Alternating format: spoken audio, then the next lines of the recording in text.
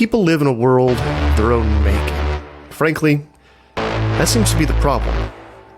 Welcome to Angry Planet.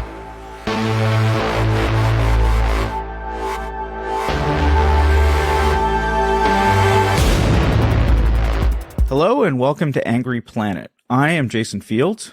Matthew Gault is under the weather, which is ironic because that's what we'll be talking about today. As I record this, it's a balmy 60-degree day in the middle of February in Washington, D.C., and that's just not right.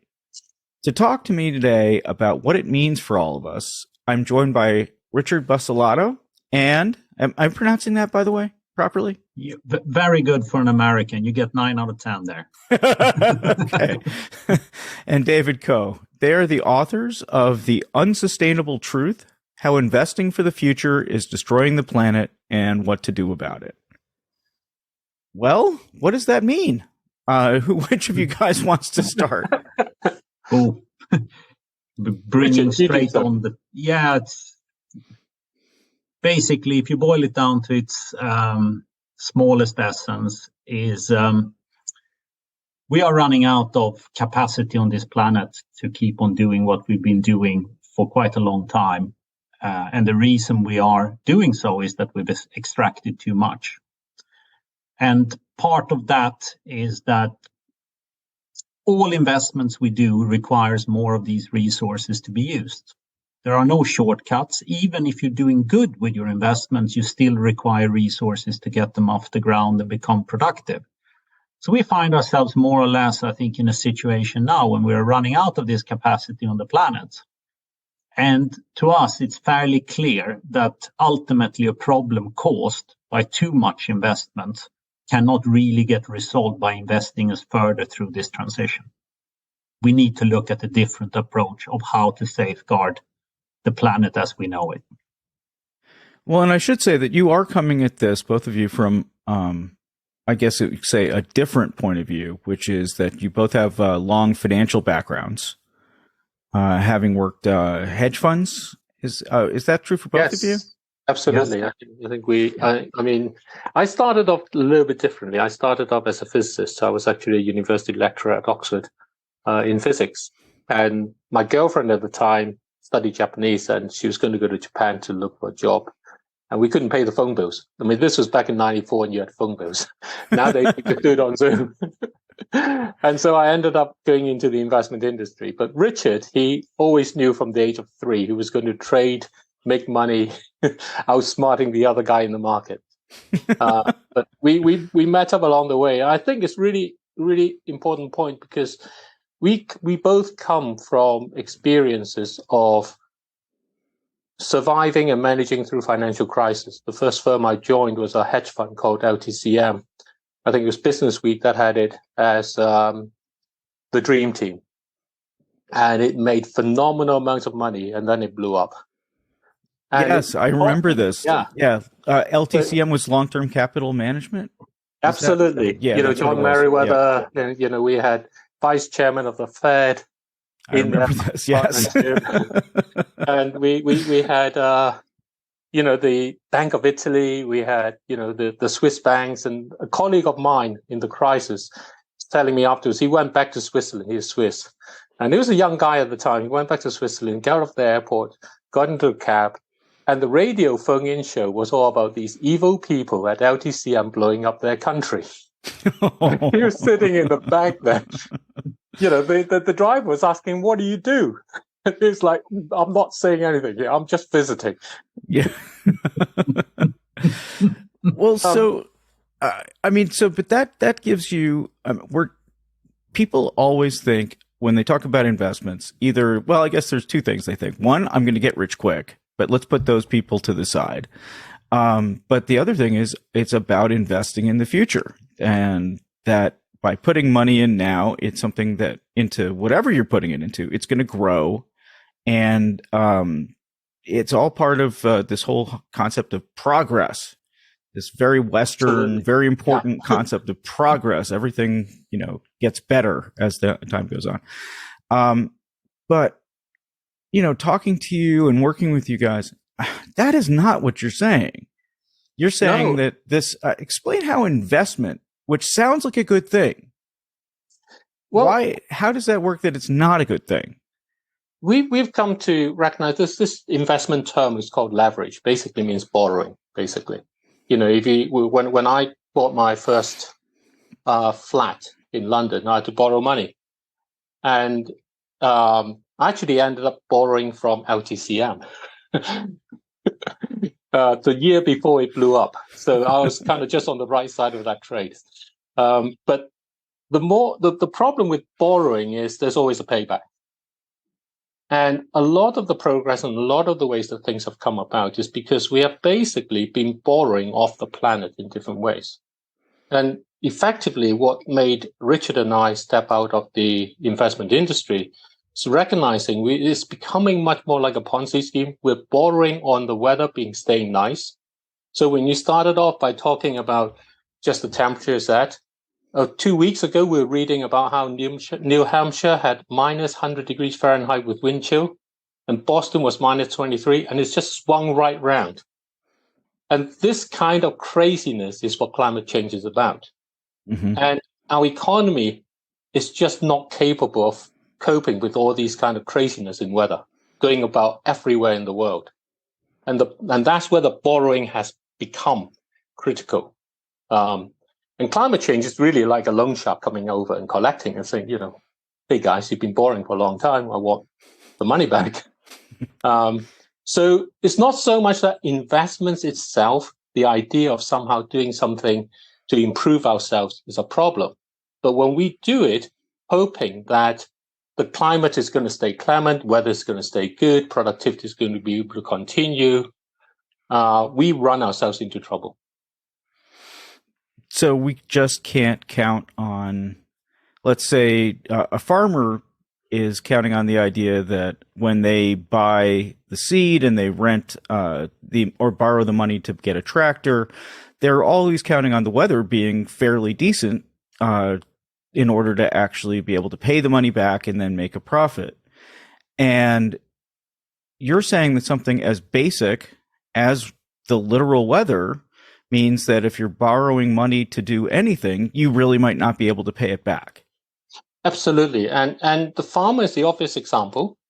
And the US last year, when the Mississippi ran basically dry, was actually the transportation cost shot through the roof. So you grew your corns and you couldn't ship it to the ports because the transportation cost goes so much that people wouldn't be able to buy it at the other end. And it's not just the farmers. If you take something like semiconductors, where we have all this chip problem, it takes about 1,000 to 2,000 gallons of ultra pure water in order to make a single wave of silicon chips, 130 centimeter wafer. And when Taiwan goes into a drought, you have a supply problem because the country is now asking, do I use the water for people to wash themselves? Or do I use it and purify to the ultra pure state so that I can wash these nanometer sized chips that we are using? That's a tough choice. It's one we have to face, and it's the reality of what's going on. So I think we're not trying to we don't believe in scaring, but we do believe in actually stating these are the facts, and so the choice is one that we will actually need to make. Richard, you look like you had something to say. Yeah, I think all you've said is true. And let us be clear about one thing. We're not anti-investment and we're not anti-capitalism. Very, very far from it. I'm one of these people who truly and utterly believes in capitalism as the by far superior choice how to govern an economy. But what has been happening increasingly through passage of time and has obviously accelerated dramatically in the last couple of decades, certainly the last few years, is that you cannot detach an economic model from physical reality. And we have been doing that for a long time. Ever since, Thomas Malthus 250 years ago, whatever, said that, we're going to face constant periods of famine because that is the limit the planet puts on us. And he was rubbished because he failed to take into account technological advance. There is still a physical limit to what this planet can actually provide us with. And no investment in the world is going to circumvent that physical reality. So it's smarter, if we want to safeguard our economic future and our investments actually having a chance to pay back, to start respecting that physical reality. I think that's not something that people are used to facing up to. I mean, I think that when you're taught about Malthus, you're basically taught, oh, see, he was really just a worrywart. There was no reason to take him seriously, and look at how wrong he was. But when you're talking about Malthus, you're not just talking about starvation. You're talking about other resources as well, right? Yes, Absolutely. absolutely. And sorry, Richard. No, I mean, we tend to focus on the global warming aspect and the climate change driven by the amount of carbon dioxide we have in our atmosphere. There are a myriad of other issues at play with this planet, which all boils down to our relative detachment from a physical reality and our belief that everything will stay roughly the same so we can keep on running the economy like we've been doing. Out of all those, the most pressing one, how we see the world, is climate warming, if you like, and the amount of carbon dioxide that we do emit that causes this heating.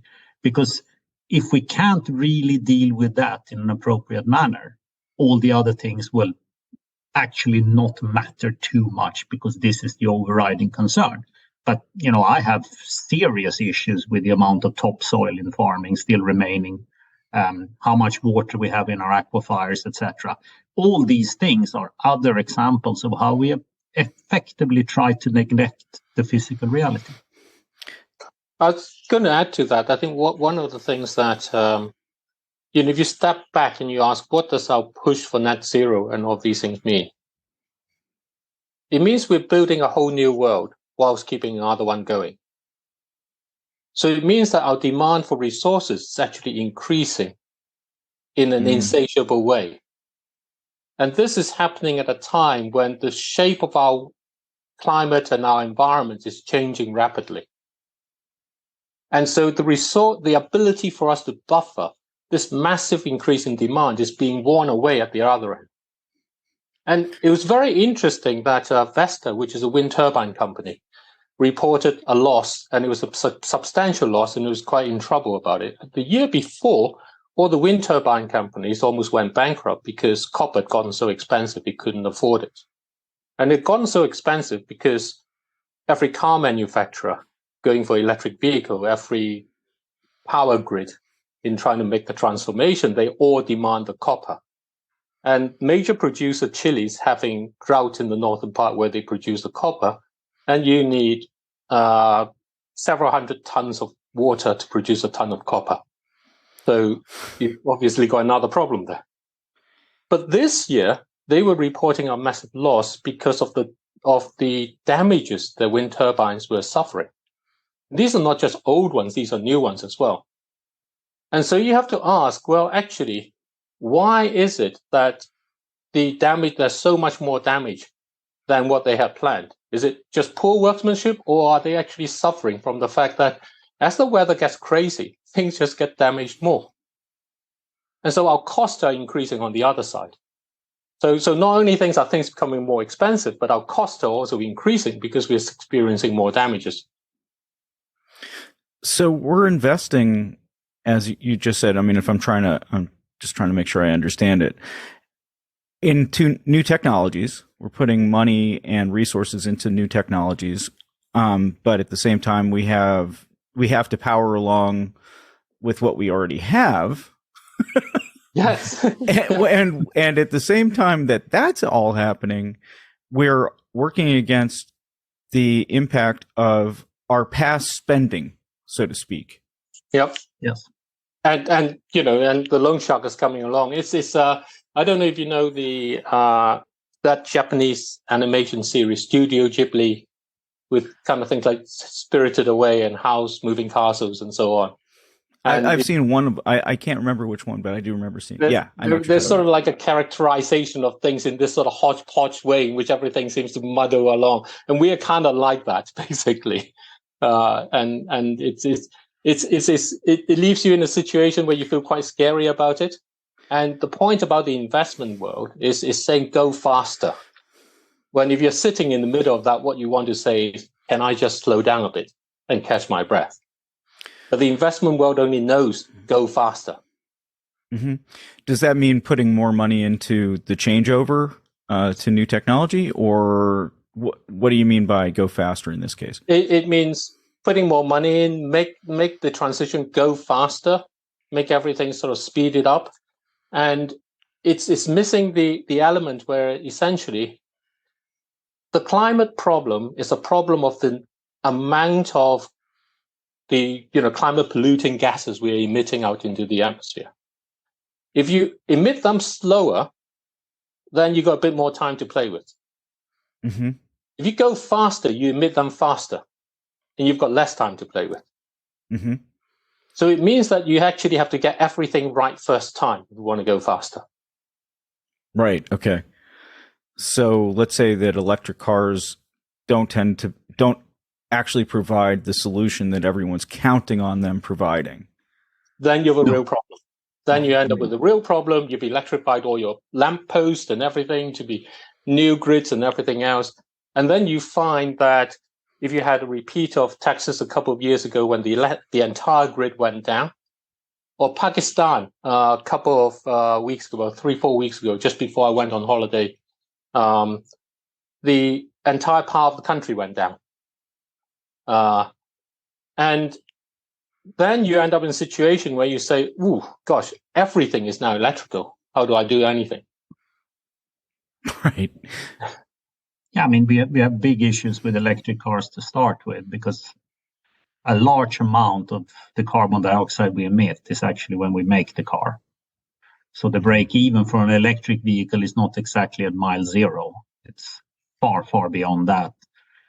In actual fact, the best thing we could do is trying to run our car park for as long as possible so we don't waste resources getting new cars. But obviously, if you're a car manufacturer, you don't want to see that picture. However, looking at the total, it's pretty clear that the electric cars as such will not be a solution to any of these issues. It's something that by 2150, we will probably be totally powered by electric cars if we're around as a civilization as we know it by then. Right. But right now, to try to electrify the whole car park in 10 years is simply, there is only one word for it, is stupid. Because we haven't got the capacity to deal with that. And the amount of resources we consume in the meantime is just frightening. And they could be put to better use if we actually want to make the transition in a safe way. And when you talk about the fact that you have to get it right the first time, there are competing technologies like hydrogen, which do have advantages of their own, and I'm sure disadvantages as well. But we're not going to try that, right? I mean, exactly. We're just plowing ahead with the one quote solution unquote. Exactly, and it's what Richard talked about. Why about capitalism in the sense, the classic idea of capitalism is all these things get a chance to be tried out. Mm-hmm. And you find out which one works and it evolves along that way. But when we get into a state where we panic each other about it and we tell each other we've got to move very fast in one direction, then all the policies and everything gets aligned into whichever lobby managed to push itself to the forefront. And then these other things don't get looked into. And we've been working with a lot of young people in East Africa, where they're in the middle of kind of climate-induced drought and issues and so on in different areas. And it's remarkable when you talk to them, they have so much sun. There's so much of ordinary solar sun energy just from, the days when you took a magnifying glass out and you burned a little bit of leaf that you can do. There's so much you can do in those ways that's not being done at all. Because there's only one idea of solar, which is these highly technical and sophisticated photovoltaic cells. Mm-hmm. The problem with those is when they go wrong, they can't afford to fix it. Okay. So, I mean, I do know of alternative solar technologies, like where you use mirrors to focus on some sort of molten salt. Yes, that's right. Yeah. And I mean, and I guess some of those things are being tried, but I mean, there are alternate solar technologies that are being tried, but maybe the scale's not right. I think that's very important, because we were talking about this. We've been talking more and more about what we coin as emergent economics. Essentially, that if you look in any situation, if you look at nature in any situation, life always comes about. Mm-hmm. So, the more you study a desert, the more you realize actually there is a lot of life and activity there. Even when we look at it, we think, oh, there isn't, because we only recognize green things and things with kind of 4 legs and fur as saying being life or something like that. So emergent economics goes closer back towards the idea that actually there are resources and opportunities of every kind there. And when you talk about those reflecting the sun and going to molten salt and other stuff, well, in a local community, there is a scale for which they can actually achieve some energy, or obtain some energy in some way. And when they take it from one community to another, what you're looking for, what life does, is it adapts along the way. It propagates as opposed to it scales. Mm-hmm.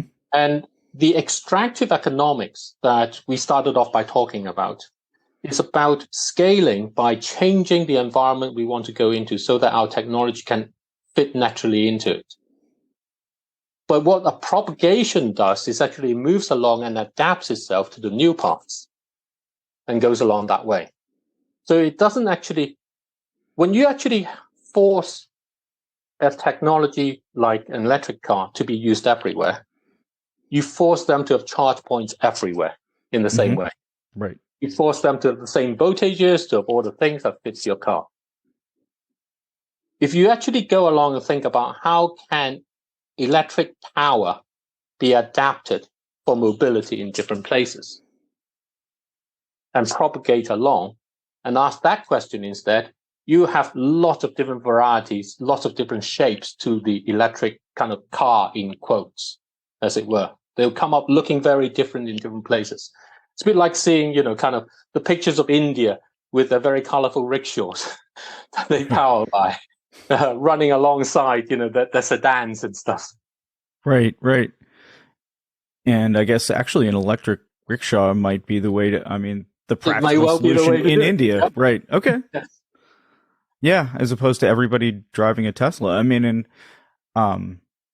We also have, when you're talking about something like, just Teslas are an interesting example in that they are so expensive to buy. I'm assuming they're quite expensive to build. Yeah. I think so. I couldn't possibly tell because we don't have the exact numbers, but I think it's important here to go back to what we discussed previously. One of the most important things, if we are serious about preserving resources, and if we accept that it's our resource utilization that is driving our sustainability problems, is we need to make things last longer, which then allows us actually to buy more time for the transition. It's like running faster is not going to help you here. Titanic navigating among the icebergs is not going to increase speed and have a happy ending. And that's kind of how we're treating it. It's like, oh, this is a bad period. The faster we go, the faster we're rid of the icebergs. No, the likelihood is you're actually going to encounter something really bad and nasty on the way. So buying time is actually the sensible thing to do in this environment. Sorry. No, I was just going to say, how in the world do you convince people, though, to change that mindset? It's the mindset of, is really towards progress, and what people think of as progress, I should say, because it's not progress if you're actually going faster and faster into a brick wall. Right. That is not actually progress. No. But yeah, how do we start talking to people if that's what we need to do? How do we start talking to people and say, hey, the shiny electric car in front of you is nowhere near the solution of keeping your 10-year-old Chevy on the road another 10 years. Yeah, I think it comes down to so we have a campaign at the moment. We want to build up this thing is to make 2023 the year we stop climate change. And what a stop climate change means is to be able to put oil, gas, and coal production onto a clear schedule between now and net zero. So that it's all committed, everybody knows about it, and that's what it is. If you did that, all of the energy transition we've been talking about, the motor transport and everything, they would naturally fall into place. Because everybody will be able to see, oh, that's what the path looks like. So that's one part. The other part is the campaign itself. We're calling it the things that give us joy. And the reason is really tied up with your comments about progress. If you just go faster and hit a wall, that's not going to give you a lot of joy. But you're going to have to go back and actually ask, if you can't have everything, because the loan shark is coming to collect, what are the things that give you joy? What are the things that's going to give you that courage to go forward and say, you know what, today's going to be a good day? And that's where you got to look at from an individual side, because that will help you come together with other people and help you actually decide on what are the paths and what are the things that you want. Because if we do put oil, gas, and coal onto a schedule of production between now and net zero, then a lot of the hyped up investments, especially the hypier parts of the investments, are not going to be possible. Who does this, though? I mean, who actually sets us on that path? I mean, there is no global authority at this point, and you guys are pro-capitalism anyway. So even if, let's say, the UN could enforce oh yeah, no, they wouldn't do that. Wouldn't advocate them doing that. And the idea is we do. So the idea is we transform the ownership of oil, gas, and coal. We're capitalists. We think that things that you invest in, financial assets, they should ultimately help people. But every bit of oil, gas, and coal that you burn actually harms people. They are necessary, but they still harm. Mm-hmm. So they shouldn't be considered financial assets. So the plan is a transformational ownership as a mechanism where everybody is supporting transformational ownership, is a part of the process, and it calls on businesses to use a fraction of the money, contribute a fraction of the money we all spend with them as a fee to maintaining the planet. You can then take this money to buy out the oil, gas, and coal companies. So the only sensible is you have to buy it out. They're assets. So confiscation goes down all sort of crazy paths. But you buy the whole of it. So if you look at Exxon, the whole of Exxon with all the bits and pieces. Now, in order for us not to be corrupted by the money motivation as you buy it, you actually have to take the profits and think, what do we do with it? We give it to everybody on the planet. So the baby in Somalia, the granny in New York, the auntie in Malaysia, they all get the same. Once you strip that profit motivation out, you're left with pure responsibility for oil, gas, and coal. You brought in the businesses by saying you contribute, and we love you for doing so. You now bring in governments by saying, make your net zero targets realistic and aggressive. And we will get the production on a schedule to make sure they're kept. So no one will be able to cheat along. So everybody who wants to be part of this is now a transformational owner and is a hero. And anybody who doesn't want to be a part of it has just made themselves into a villain. And so it's very clear. If you're outside of it, you're greenwashing. Governments are the ones who are going to punish you because they've set the net zero target and you're trying to free ride to avoid it. The rest of you, all the young people who wants to sue companies for greenwashing, they are the ones there. Get the really big damages, go for it. And as for ourselves, if we want to protect the things that give us joy, use the companies within the community and shy away from the ones outside of it. And so it becomes a choice for everybody and an action we can all take. And it lets capital markets to work. So how do you collect the money? I mean, who, again, I'm really curious about the practical mechanisms. Yeah. Absolutely. I think, It's- we've been working in the investment industry for 30 odd years. We've worked for funds that I described before and so on.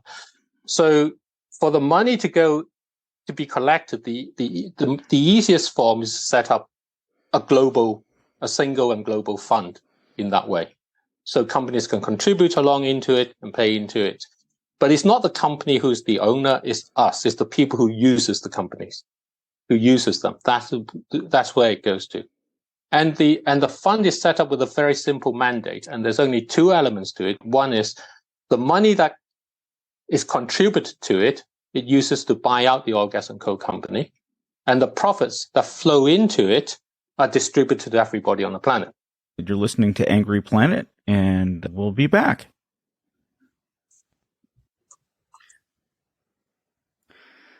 And welcome back to Angry Planet.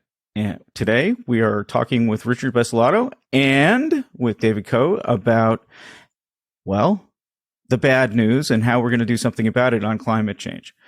So, all right, Richard, I'm going to come to you and ask you again, how do we do this since there's no global entity?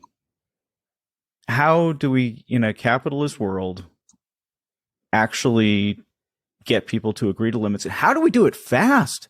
Because you're talking about slowing down in so many other regards, but this has to happen quickly. Yeah, the runway is not terribly long. We have, depending a little bit what maths you go with, it's something like 6 to 10 years before the whole carbon budget has been used up. And then we have probably, according to the scientists, pretty significant irreversible damage happening. So yeah, the runway is short. Because I'm a capitalist, I believe in the buyout solution of these entities because they're actually not suited for capitalist portfolios. The good news we have is that actually it's very cheap to buy these companies out. You look at the global equity index, energy is the smallest component of all the 11 sectors. It's like 4% or something of your whole global equity market. Yes, there are a few state-owned companies on top of that, but the numbers are actually fairly small. If you think about your overall wealth and your overall portfolio and your future financial well-being, you need to figure out how I'm going to deal with this cuckoo in my portfolio, or for a better word, maybe a cancer that actually is damaging all my other portfolio companies down the road and will no doubt bankrupt me in 20, 30, 40 years' time. So buying them out, and I'm getting a fair price for it. I'm getting market price.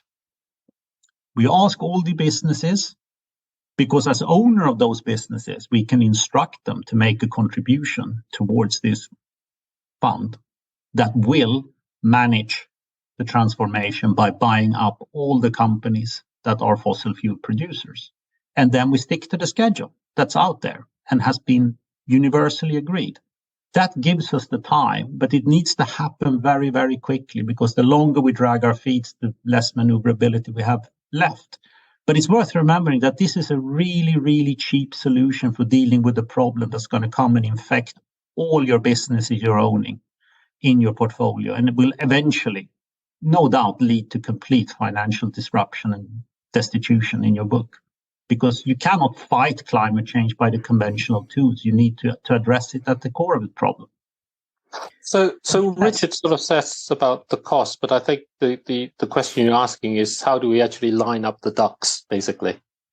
I am curious. Yeah, I mean, how do you, right. It sounds like it comes from the investors, that investors can demand as the shareholders that companies behave in a certain way and say you must come up with money to then spend in a particular way, right? I mean, because it is a democratic as well as capitalistic process. Yes.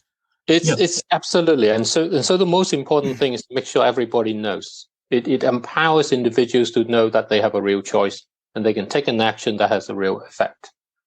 So the way we're going about it is we're going to we want to get to all the events in the year. If we want to make this happen 2023, so we're being very, very ambitious. You know, kind of my daughter would tell me you're mad, but give it a go anyway and see what happens. And she's quite sensible because she's the one who told me last year in the summer while we were driving on a particular hot day. She said, Dad, if we all stopped all the driving and all the emissions, the weather's not going to change back, is it? And she's absolutely right. That's the whole thing about climate change. It doesn't go back. So each year we make it worse. That's how it stays. And however bad we take it to net zero, that's what happens. So it's very important you put oil, gas, and coal production onto a schedule. It's very important people know that and that we can do this. So our campaign is about getting people to use the things that give them joy as the means by which to bring people together. So if you're organizing an event, a fun run, or whatever it is, and that gives you pleasure in being able to go out and do that, use that as the way to reach out to others and think about what does it mean if you're running in 40 degrees heat. Ain't going to be so much fun anymore. Really just thinking about it in that way. So reaching out with the things that give us joy. And importantly, we're reaching to young people everywhere and really if you've got any young people around listening to this, join us along in this, which is really important because for majority of population in the world, that starts with being able to have a livelihood. And we talk to young people in particular because a lot of them are at this point where they think, how can I get my job? What do I do? And they care passionately about the climate and all those things.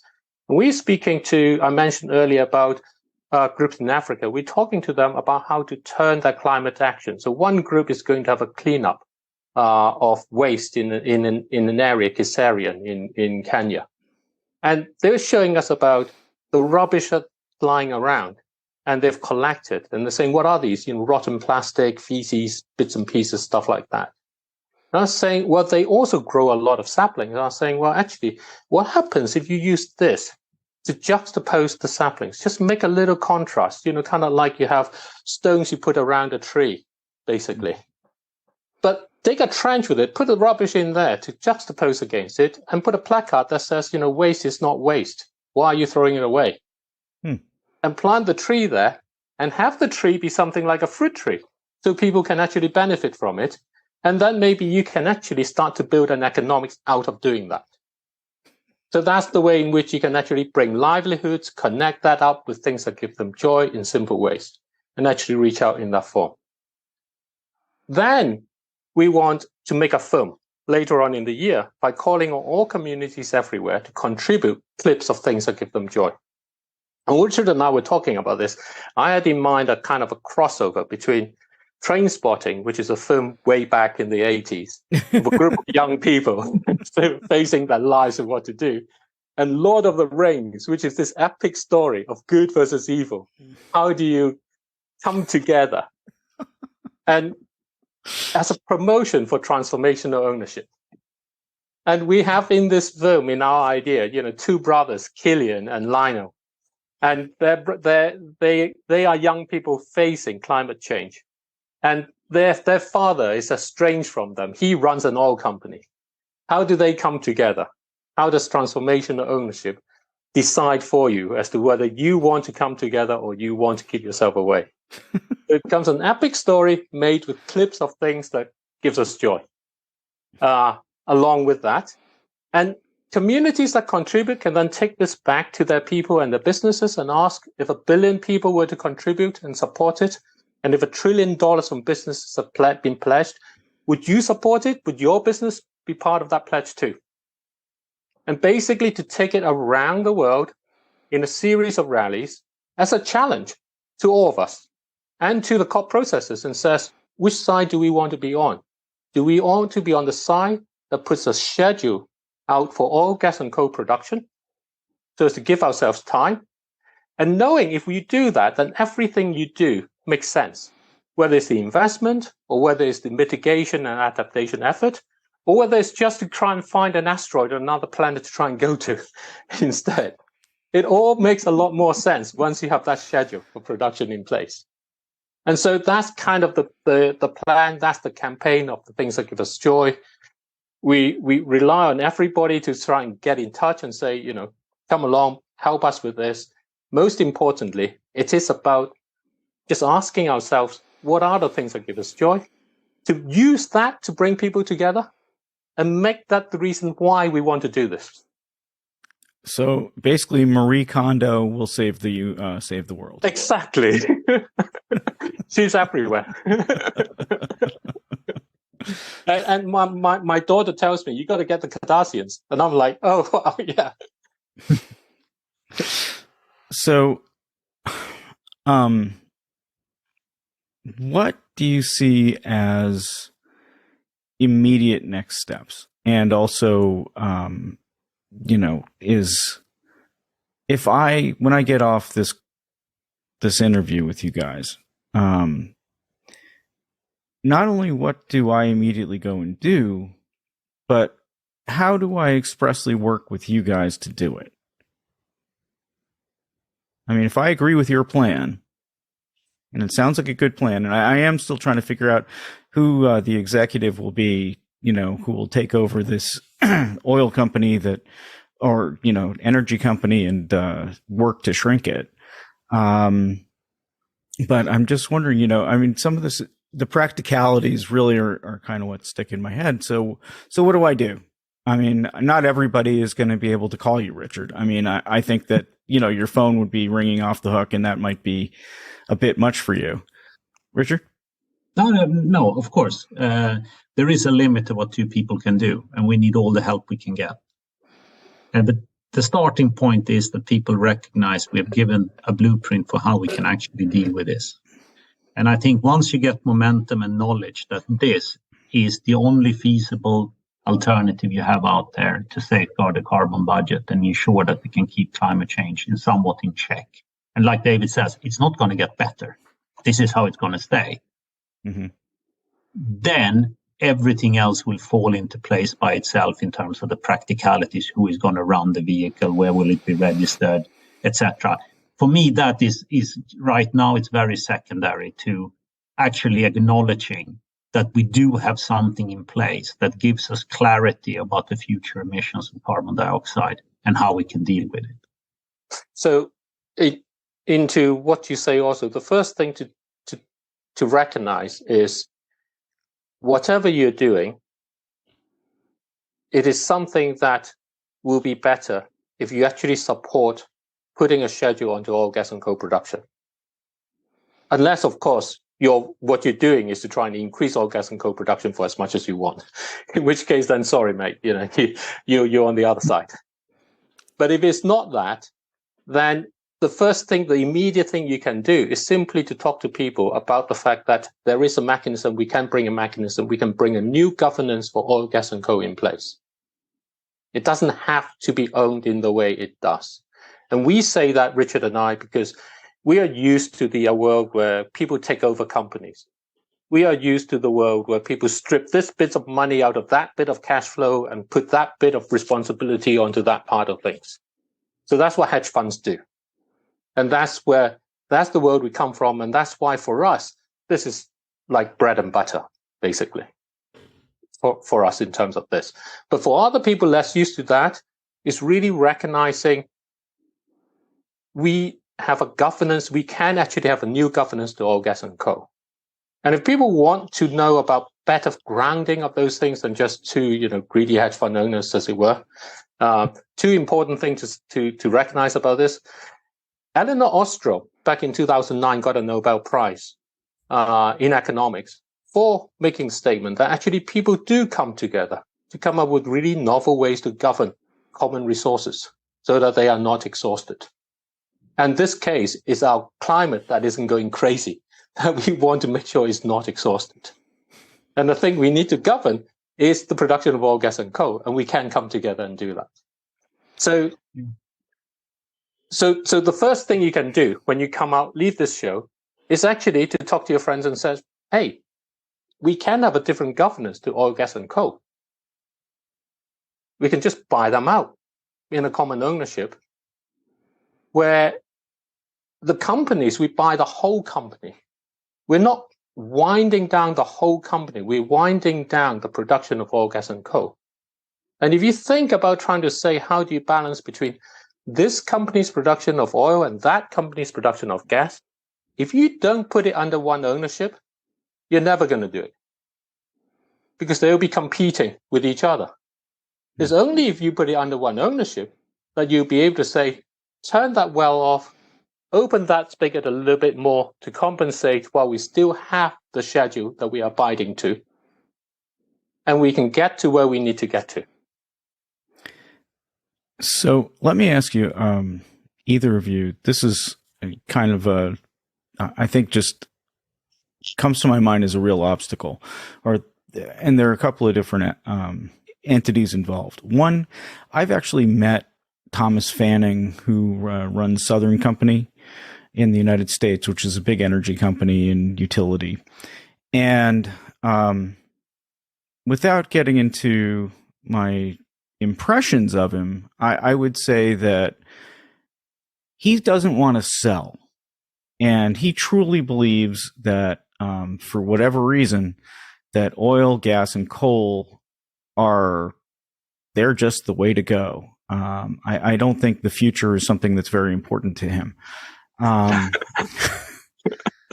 That's a scary. I don't know. I don't know if he just doesn't have children. I honestly have no idea, but just doesn't seem like the future is his thing.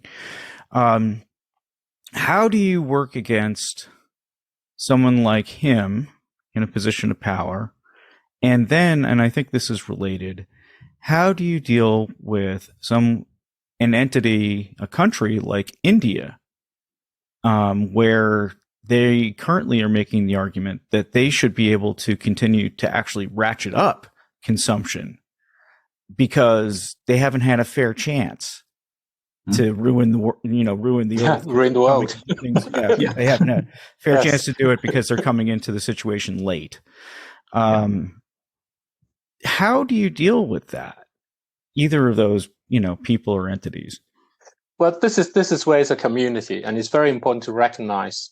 Way back in the day, the worst thing that happens is you get exiled from your community because your chance of survival plummets when that happens. So for people who don't want to sell, when you have a community, a transformational ownership community, everyone who are part of that community then has a choice of whether they use the product from those people, whether they use businesses which use products from those people or not. And governments have the choice to go along and say, and this is where the electorates and the political process comes in, to say, these people are clearly making a mockery of your net zero targets. So, they deserve levies, at least on 100% of their revenue, because they are making a mockery of your net zero targets. So they can keep pumping the stuff out, but what this should happen is that you will find that those stuff that comes out has no market. Literally simply has no market for it, because you have chosen to exile yourself out of the community in that way. And for countries like India and so on, the essence here is that the Coal of India National Company, which is a national coal company, if India wants to sell its generic medicines in the same way too, and if the world wants it to do so, needs for Coal of India to be part of the whole production of oil, gas, and coal that comes under a schedule. And when you put coal, gas, and oil under a schedule, you have lots of different places where you need to go and make those reductions. You don't go and reduce every one of them at the same pace, because you've got some places which are more capable, where there are more other resources for emerging economies to arise, to take over, and you have others which don't along. But India suffered 50 degrees heat. They banned the export of wheat last year because it couldn't get enough harvest. That moved on to a banning the export of wheat flour because the market shifted to export the flour instead of the wheat, and it caused prices to rise up internally by so much. And it understands, and it has continued rolling power cuts because of the heat generated and the demand on power that creates. So it understands that it is not going to be able to manage climate change. So a lot of these stories, a lot of these persuasions are not our persuasions to make, because climate change will make that for us. The crazy weather will simply go around and make those persuasive arguments for us. Okay. Yeah, I would add one thing, that coming to mind quite late. I'm slow in many respects, so it took me a while to come around it. But I had a discussion with an old friend last week, and he said, we have now what can be described in many ways as some of the most precious resources are the natural carbon sinks because of the function they actually do on the planet.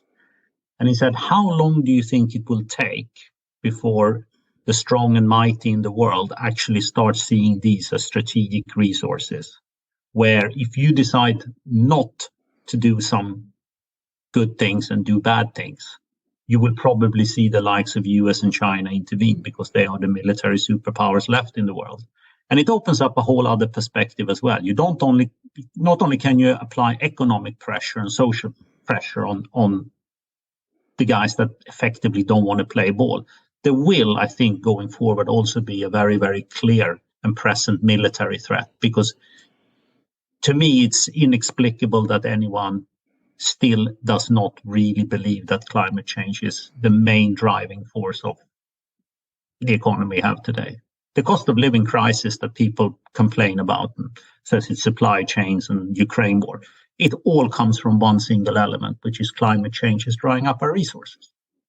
So you're moving into a world where I think we need to start looking very differently at the aspect of what climate change does to big picture geopolitics.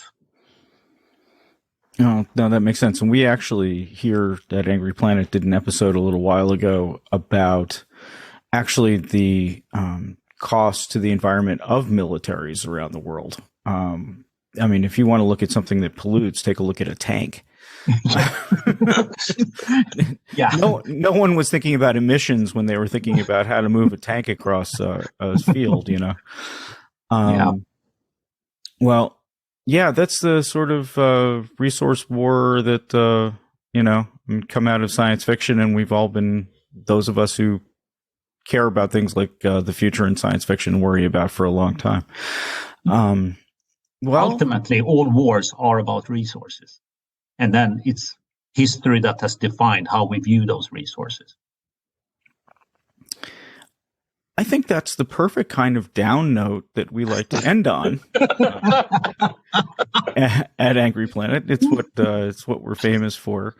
But I think you have actually given us some reason for hope, and I think that or at least I hope that the plan comes to fruition, and I'll personally help however I can. So thank you both so much for coming on the show and talking us through all this. Thank you. Check out Linktree/Rethinking Choices. So that's kind of like the tree of links. So that will get to us. And thank you very much. And we love being on the down note. It makes us appreciate all the things that give us joy. Exactly. Thank you for having us, Jason. It's been a real pleasure. Thank you.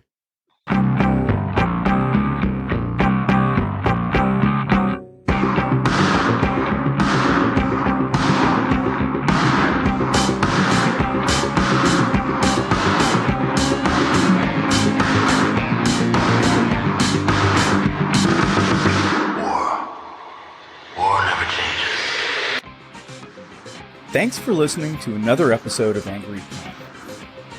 The show is produced with love by Matthew Galt and Jason Fields, with the assistance of Kevin Liddell. This is the place where we ask you for money. If you subscribe to us on substack.angryplanet.com, it means the world to us.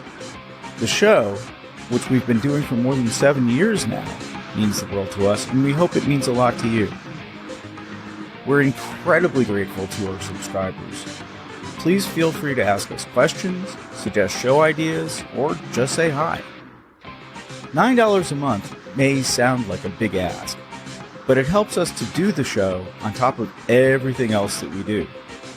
We'd love to make Angry Planet a full-time gig and bring you a lot more content. If we get enough subscriptions, that's exactly what we'll do. But even if you don't subscribe, we're grateful that you listen. Many of you have been listening since the beginning, and seriously, that makes it worth doing the show. Thank you for listening, and look for another episode next week. Stay safe.